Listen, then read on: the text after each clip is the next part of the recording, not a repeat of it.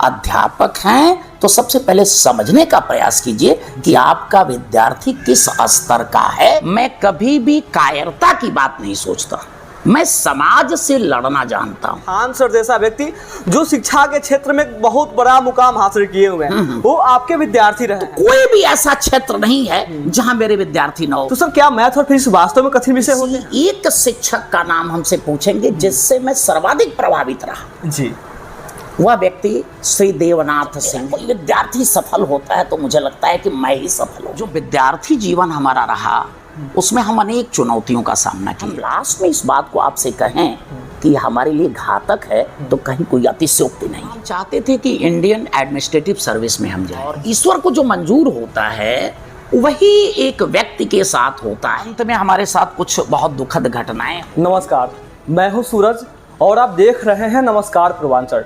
आज हमारे साथ खास बातचीत करने के लिए एक ऐसे शिक्षक उपस्थित हैं जिन्होंने भातपर रानी जैसे एक छोटे से शहर को शिक्षा का एक महत्वपूर्ण केंद्र बनाने में अपनी बहुत बड़ी भूमिका सुनिश्चित किया। एक ऐसे शिक्षक जो कक्षाओं में विद्यार्थियों को पढ़ाते हैं तो एक अपने कठिन गणित और फिजिक्स के विषयों को भी इतने सरल भाषा में विद्यार्थियों को समझाते हैं कि एक सामान्य सा विद्यार्थी जो गणित और फिजिक्स से दूर भागते हैं वह भी इनसे पढ़ने के बाद अपने सबसे पसंदीदा विषयों में से एक गणित और फिजिक्स को बनाए रहते हैं। एक ऐसे शिक्षक जिनके नेतृत्व और मार्गदर्शन में आज हजारों की संख्या में सफल विद्यार्थी हैं और अनेक सरकारी विभागों में अपनी सेवा प्रदान कर रहे हैं। शिक्षा के क्षेत्र में एक महान व्यक्तित्व रखने वाले खान सर भी अपने विद्यार्थी जीवन में ऐसे गुरु से अपनी शिक्षा लिए हैं। ऐसे मादर कोचिंग सेंटर के director Shri DS Singh sir आज हमारे साथ उपस्थित हैं। बहुत बहुत स्वागत है सर आपका। बहुत बहुत धन्यवाद सूरज जी।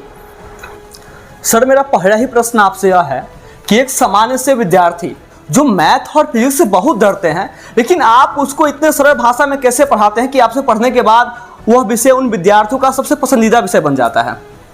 यदि एक विद्यार्थी इस प्रकार से किसी चीज को समझने का प्रयास करता है कि उसके प्रारंभिक कॉन्सेप्ट, जैसे सपोज करिए कि वो कक्षा 10 में पढ़ रहा है जी, तो 4, 5, 6, 7, 8 के कॉन्सेप्ट, 9th के कॉन्सेप्ट अगर उसको क्लियर है जी, तो जाहिर सी बात है कि वो कक्षा 10 में जब आएगा तो चीज़ों को समझेगा, जो भी चीज़ पढ़ाई जाएंगे उसको समझेगा। लेकिन आज के परिवेश में होता ये है कि एक विद्यार्थी कक्षा 10 में तो पढ़ रहा है जी, लेकिन 6, 7, 8, 9 के जो कॉन्सेप्ट हैं उसके क्लियर नहीं होते जी। तो एक अध्यापक जब उसको पढ़ाता है तो मानसिक स्तर को नोट करना चाहिए। सबसे पहले उस विद्यार्थी का क्या मानसिक स्तर है, या ग्रुप में विद्यार्थी हैं तो उनके मानसिक स्तर क्या हैं। कक्षा 5 की चीज़ को वो बच्चा जानता है अथवा नहीं जानता है, 6 की चीज़ को जानता है अथवा नहीं जानता है। यदि कोई अध्यापक इस चीज़ को नोट करते हुए उसको पढ़ाए जी, तो जाहिर सी बात है कि वह विद्यार्थी को ठीक ढंग से पढ़ा पाएगा, क्योंकि वह विद्यार्थी को समझ लिया है। अगर विद्यार्थी को एक अध्यापक समझता है तो वह निश्चित रूप से उसको पढ़ा करके एक अच्छे विद्यार्थी के रूप में परिणत कर देता है। अदरवाइज वो कभी नहीं कर पाएगा। तो सबसे पहला जो तरीका है पढ़ाने के लिए वो ये है कि आप विद्यार्थी को, अध्यापक हैं तो सबसे पहले समझने का प्रयास कीजिए कि आपका विद्यार्थी किस स्तर का है, उसके बाद आप उसको पढ़ाएं। सर मैं ये जानना चाहूँगा क्योंकि अधिकांश विद्यार्थियों जब हम लोग बात करते हैं विषयों को लेकर तो विद्यार्थी पहले ही कहते हैं कि मैथ फिजिक्स बहुत कठिन विषय है, ये हम लोग पढ़ नहीं पाएंगे। तो सर क्या मैथ और फिजिक्स वास्तव में कठिन विषय होते हैं? ऐसा कुछ नहीं। हमें विद्यार्थी जीवन से जब मैं मैथ और फिजिक्स को शुरू में ही पढ़ा तो मुझे लगा कि ये सबसे आसान विषय है, सबसे आसान विषय। ये जहाँ तक मेरी बात, सवाल ये उठता है कि जब हम किसी चीज़ को बहुत कठिन मान लेते हैं तो वास्तव में वह बहुत कठिन हो जाता है जी। हाँ, इसमें कहीं कोई दो राय नहीं है, वह बहुत कठिन हो जाता है। अब समस्या ये है कि हम सबसे पहले एक अध्यापक हैं तो बच्चों के दिमाग से ये हटावें कि मैथ और फिजिक्स एक बहुत आसान विषय है, वो कठिन विषय नहीं है। पहला काम तो ये कि मनोवैज्ञानिक तरीके से आप उसके दिमाग से ये फोबिया हटाइए कि ये एक बहुत कठिन विषय नहीं, अभी तो बहुत सरल विषय है। सर अब मैं ये जानना चाहूँगा कि आपका विद्यार्थी जीवन कैसा रहा और विद्यार्थी जीवन में आपको किन किन चुनौतियों का सामना करना पड़ता था? मेरे विद्यार्थी जीवन में अनेक चुनौतियों का हमने सामना किया अपने विद्यार्थी जीवन में। देखिए, प्रारंभ से ही हमारा एजुकेशन, जो प्रारंभिक एजुकेशन था, वह भिंगारी के पास एक बंधी विद्यालय है जिससे मैंने हाई स्कूल किया। इंटरमीडिएट में मालवीय विद्यालय से किया। उसके बाद बीएससी के लिए हम चले गए इलाहाबाद, वहाँ से पढ़ाई किए। तो जो विद्यार्थी जीवन हमारा रहा उसमें हम अनेक चुनौतियों का सामना किए जी। कुछ आर्थिक समस्याओं का सामना हमने किया विद्यार्थी जीवन में। हमारा जो उद्देश्य था, मूल उद्देश्य, वह हम चाहते थे कि इंडियन एडमिनिस्ट्रेटिव सर्विस में हम जाएं जी। ये मेरा मूल उद्देश्य था। इसी को लेकर के मैं पढ़ाई करता था और दिन रात उसी के उधेड़ बुन में लगा रहता था कि मैं किसी तरह से आईएएस बन जाऊं जी। लेकिन ईश्वर को कुछ और मंजूर था, और ईश्वर को जो मंजूर होता है वही एक व्यक्ति के साथ होता है जी। प्रारब्ध हर व्यक्ति भोगता है, मैं भी भोग रहा हूँ प्रारब्ध। जो मैं चाहा वो मिला नहीं। बहुत सारी चीजें मैंने चाहा लेकिन वो मुझे नहीं मिला। मैं चाहता बहुत कुछ था, सभी लोग चाहते हैं, मैं भी चाहता था, लेकिन वो मुझे मिला नहीं।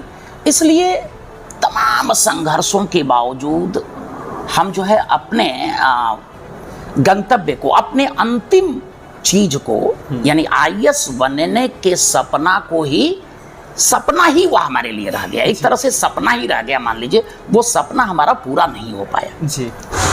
तो अंत में हमारे साथ कुछ बहुत दुखद घटनाएं हो गई जिसका जिक्र यहाँ करना अनिवार्य नहीं है। उसके बाद मैंने ये पेशा चुना जी।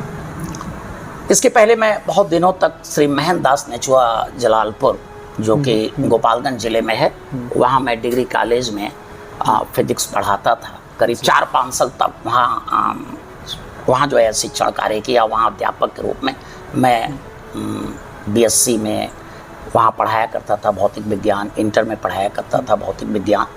उसके बाद वहाँ से कुछ कारणों से, अब वो कारण ये था कि हमारे वहाँ हमारे पत्नी काफ़ी बीमार हो गई थी, जिसके कारण मैं वहाँ से यहाँ आ गया और यहाँ एक कोचिंग सेंटर की नींव डाली। उस कोचिंग सेंटर के पीछे हमारा कहीं भी ये जो है मंतव्य नहीं था कि हमको बहुत पैसे कमाने हैं। हाँ, ये था कि मैं अपना समय बिताऊं, मैं अपना समय बिताना चाहता था। और समय बिताने के क्रम में ही कुछ ऐसा हुआ, लोगों का कुछ ऐसा स्नेह और प्यार मिला कि लोगों ने हमें शून्य से शिखर तक की यात्रा कराया इस क्षेत्र में, जिस क्षेत्र में मैं नहीं जाना चाहता था। जिस क्षेत्र में, आपको मैं प्रारंभिक बात बता दूं कि जब मैं अपने गांव से आता था तो मैं छिप करके अपने सेंटर में जाता था कि कोई देख न ले कि मैं कोचिंग पढ़ा रहा हूँ, कोई देख न ले कि कोचिंग पढ़ा रहा हूँ, क्योंकि उस समय कोचिंग पढ़ाना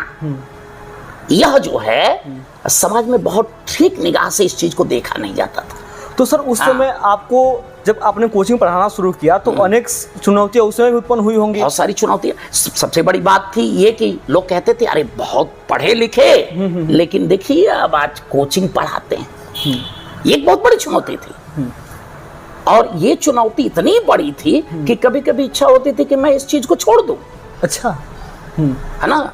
लेकिन मैं इसलिए नहीं छोड़ पाता था कि हमें इसमें आनंद आने लगा जी। मैं बच्चों के बीच में रहता था, मेरा समय कट जाता था, मैं आनंद की अनुभूति करने लगा इसमें। और जब मैं आनंद की अनुभूति करने लगा तो जानते हैं कि जिस क्षेत्र में आपको आनंद आने लगे वह क्षेत्र निश्चित रूप से आप उसको छोड़ नहीं पाएंगे, लाख चाहते हुए भी। यद्यपि मैं इससे बहुत अर्थ नहीं कमा पाया जी।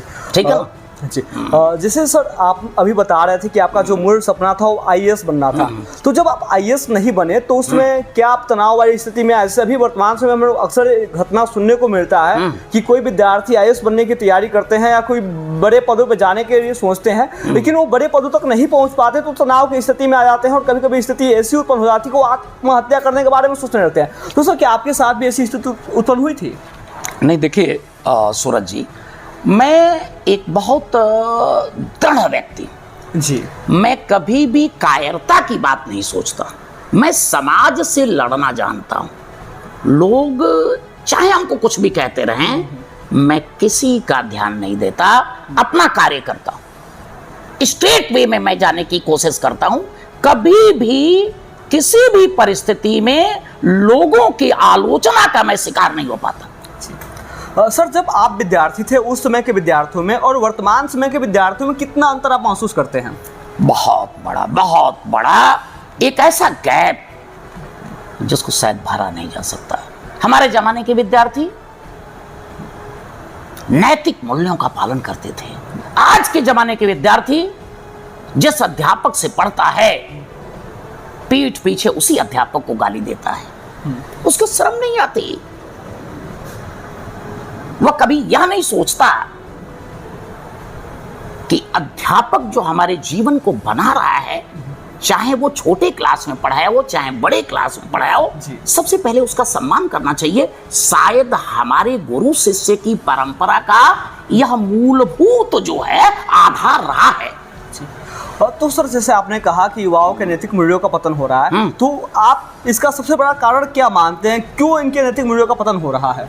इसका कारण मैं मूल रूप से अति कंपटीशन, प्रत्येक क्षेत्र में अति कंपटीशन का मतलब ये होता है, जो मैं यहाँ सूरज जी आपको बताऊं, अति कंपटीशन का मतलब ये होता है कि जैसे मान लीजिए इतने लोग किसी क्षेत्र में हैं जो एक दूसरे को गलत साबित करने के लिए तत्पर है।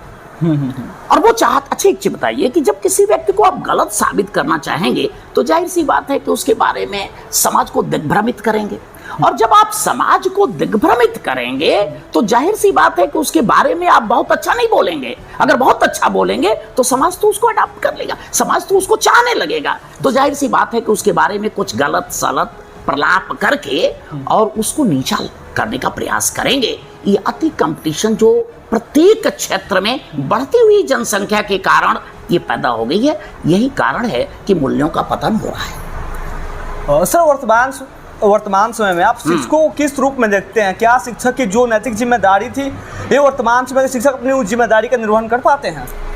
देखिए, अगर सत्य आप पूछ रहे हैं तो शायद कोई भी शिक्षक, हम जिस समय पढ़ते थे उस समय इसी मालवीय विद्यालय में, यहाँ की बात कर रहा हूँ चूंकि आप भी यहीं से संबंध रखते हैं, तो इसी मालवीय विद्यालय के शिक्षक जो हम लोगों को पढ़ाया करते थे, घंटी लगने के तुरंत बाद क्लास में इन करते थे। शायद वो परंपरा अब नहीं है। अब अध्यापक तुरंत नहीं आता है, अब बच्चे उसको बुलाने जाते हैं। जी, यही है जब कोई ट्यूशन या कोचिंग पढ़ाता है तो क्लास में जाने के बाद वह अन्य विषयों पर बात करना शुरू करता है ताकि हम बच्चों को अट्रैक्ट करें, और बहुत कम समय तक उसको विषय का ज्ञान देता है। जी। तो गिरावट कोचिंग में भी, कोचिंग शिक्षकों में भी, और गिरावट सरकारी अध्यापकों में भी आई है। क्योंकि जब मैं पढ़ता था तो एक अलग समय था, आज के समय को भी मैं देख रहा हूं, पहले के समय को भी मैं देखता था, और जाहिर सी बात है कि उसमें गैप को मैं बहुत भली भांति समझ पा रहा हूं। जी। तो सर, ये जो गैप बना हुआ है शिक्षकों और विद्यार्थियों के बीच में, तो आप इन शिक्षकों को क्या संदेश देना चाहेंगे? क्योंकि जब ये वीडियो सोशल मीडिया पर प्रसारित होंगे तो विद्यार्थी भी इसको देखेंगे, शिक्षक भी इसको देखेंगे, तो इस वीडियो के माध्यम से आप ऐसा उन शिक्षकों को क्या कहना चाहेंगे इससे वो इस गैप को दूर करें, इस कमियों को दूर करें? देखिए, मैं समझता हूं कि स्वयं को जागरूक करना जी, और ये समझना कि क्या सही है क्या गलत है, जब मैं इस चीज को समझूंगा स्वयं से, सेल्फ कॉन्शियसनेस से, मैं जब इस चीज को कोई भी व्यक्ति समझने का प्रयास करेगा तो वह अपने कमी को दूर कर लेगा। अब क्या गलती है, हम अपने क्लास में जाने के बाद क्या गलती करते हैं? हम अपने क्लास में जाने के बाद जो शिक्षण कार्य करते हैं वो तन्मयता के साथ करते हैं कि नहीं करते हैं? विषय को ठीक ढंग से बच्चों को पढ़ाते हैं अथवा नहीं पढ़ाते हैं, ये तो उसकी व्यक्तिगत चीज है। जी। और जब वह समझेगा कि मैं नहीं करता हूं और उसके बाद स्वयं जागरूक होकर के जब उसको ठीक करने का प्रयास करेगा तो जाहिर सी बात है कि एक नवीनता आएगी, और फिर एक ऐसा माहौल क्रिएट होगा कि हम सभी गदगद होंगे और पूरा समाज को इसका लाभ मिलेगा।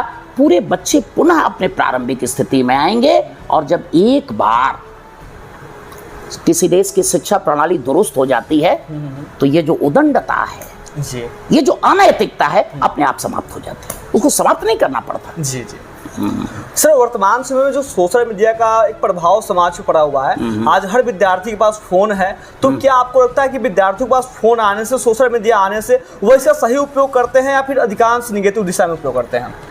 देखिए, आप भी सूरज जी जब छात्र होंगे जी तो चीप अट्रैक्शन की तरफ, जी सस्ते आकर्षण की तरफ हर विद्यार्थी का ध्यान चला जाता है। जी हमारा जो सोशल मीडिया है वह तमाम चीप अट्रैक्शन से भरा पड़ा हुआ है।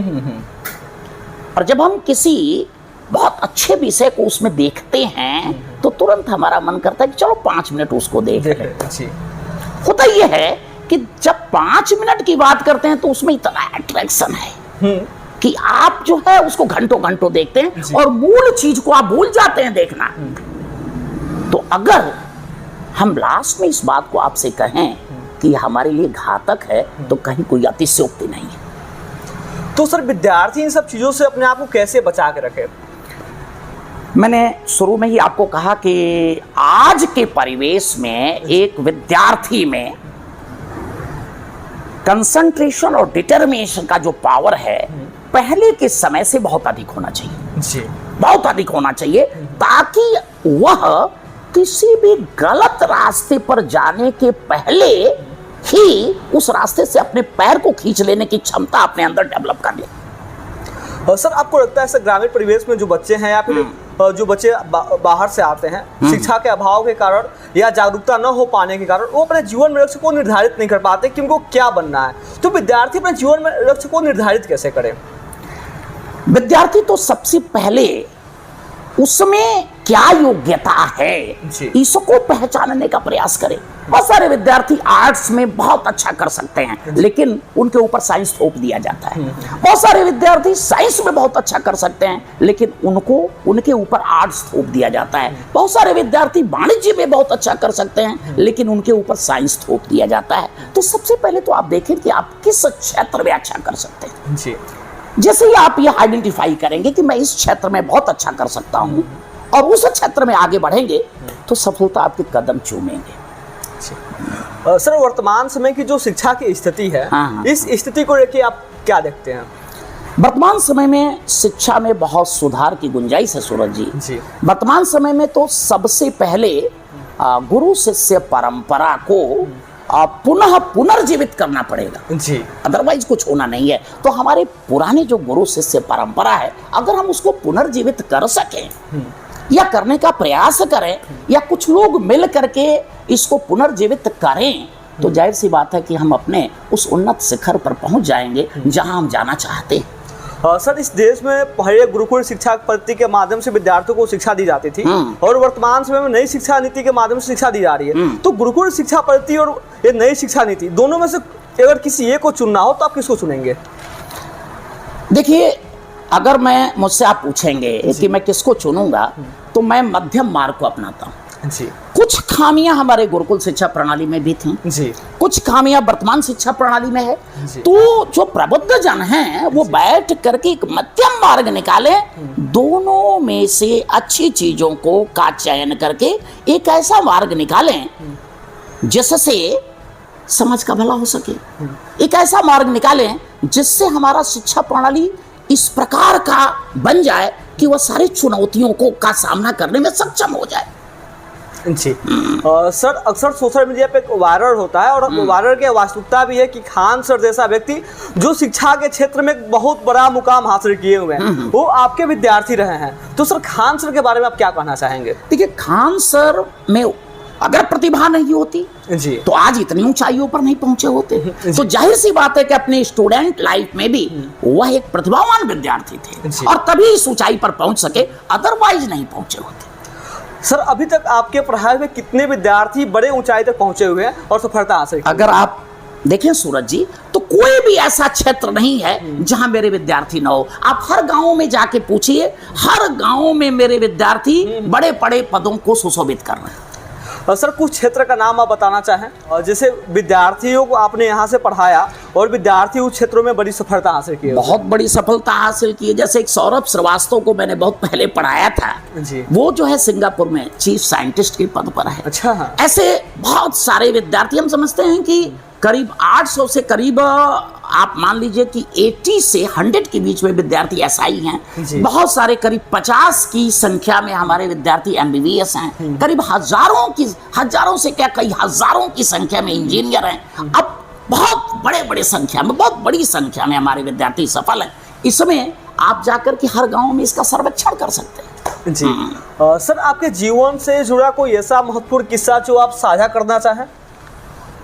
देखिए, हमारे जीवन से जुड़े हुए तो हर पग पर महत्वपूर्ण जो है कुछ न कुछ हमारे साथ कुछ न कुछ ऐसी घटनाएं घटी हैं जिसको शेयर करें, और एक बार शेयर करेंगे तो इतनी लंबी फहरिस्त हो जाएगी कि शायद हम उसको एक वीडियो में नहीं शेयर कर पाएंगे। तो अभी के लिए जो है हमें क्षमा करें, फिर कभी हम लोग बातचीत करेंगे तो शेयर करेंगे। बिल्कुल। सर, आप अपने जीवन में सबसे ज़्यादा प्रभावित किससे हुए? आखिर आपके अंदर ये ऊर्जा आती कहाँ से है? देखिए, मैं अपने जीवन में अगर किसी एक शिक्षक का नाम हमसे पूछेंगे जिससे मैं सर्वाधिक प्रभावित रहा जी, वह व्यक्ति श्री देवनाथ सिंह हैं जी, जो हमारे गांव के ही रहने वाले हैं। वो इलाहाबाद यूनिवर्सिटी से फिजिक्स में एमएससी किए और एक मछली गांव शहर है वहाँ वो प्राचार्य रहे एक इंटर कॉलेज में। वो अद्भुत शिक्षक थे। मेरे जीवन पर सबसे ज़्यादा उनका प्रभाव है, और मैं लगता है कि उनके वहाँ बैठ करके जब मैं पढ़ता था तो मुझे बहुत अच्छा लगता था, क्योंकि उनके पढ़ाने की शैली इतनी अद्भुत थी कि बहुत कठिन विषयों को भी बड़ा सरल कर देते थे, और शायद मैं उनसे बहुत कुछ सीखा। सर, आपके जीवन की सबसे बड़ी सफलता क्या है? हमारे जीवन की सबसे बड़ी सफलता हमारे विद्यार्थियों की सफलता है। जब मेरा कोई विद्यार्थी सफल होता है तो मुझे लगता है कि मैं ही सफल हो गया। ये मेरे जीवन की सबसे बड़ी सफलता है, और शायद मैं इसी में जीता भी हूँ। कोई विद्यार्थी सफल हो जाता है तो मैं 3-3 दिन खुश रहता हूँ, 4-4 दिन, हफ्तों खुश रहता हूँ उस विद्यार्थी को देख करके। सर, इस नमस्कार पूर्वांचल के माध्यम से आप युवा, विद्यार्थी और समाज के लोगों को क्या संदेश देना चाहेंगे? मैं ये संदेश देना चाहूँगा कि आप सभी मिलकर के एक उन्नत भारत को बनावें, एक ऐसे भारत को बनावें कि विश्व देख करके दंग रह जाए हर क्षेत्र में, चाहे वो कोई भी क्षेत्र हो, हमसे कोई आगे ना हो। मैं इस तरह से यही संदेश विद्यार्थियों को देना चाहता हूं कि आप एक ऐसे भारत को बनाने में अपना संपूर्ण प्रतिभा लगा दें कि हमारा भारत अद्वितीय हो जाए। बहुत बहुत धन्यवाद सर, अपना महत्वपूर्ण समय देने के लिए। आज हमारे साथ खास बातचीत करने के लिए एक ऐसे शिक्षक उपस्थित है जिन्होंने, मैं शुरू में ही बताया कि भातपर रानी जैसे छोटे से शहर को शिक्षा का एक महत्वपूर्ण केंद्र बनाया। आज इनके नेतृत्व और मार्गदर्शन में हजारों की संख्या में विद्यार्थी सफल हैं, और सर ने उन सभी विद्यार्थियों के बारे में बताया भी। सर का विद्यार्थी जीवन कितना संघर्षपूर्ण रहा, सर ने उन सब चीज़ों को साझा किया। तो आपने इस वीडियो को देखा, और आप बताइए कि आपको यह वीडियो से क्या सीखने को मिला। यह वीडियो आपके लिए कितना प्रेरणादायी रहा, आप कमेंट करके अवश्य बताएं। और अगर आप इस चैनल पर नए हैं तो कृपया चैनल को सब्सक्राइब कर लें और बेल आइकन को दबा दें, ताकि इस चैनल के माध्यम से आने वाले सारे महत्वपूर्ण जानकारियां आपके तक पहुंच पाएं। और अब आप बताइए कि आप किन के बारे में जानना चाहते हैं, और अभी तक आपने इस वीडियो को इतने ध्यानपूर्वक देखा, इसके लिए आप सभी का बहुत बहुत आभार, धन्यवाद।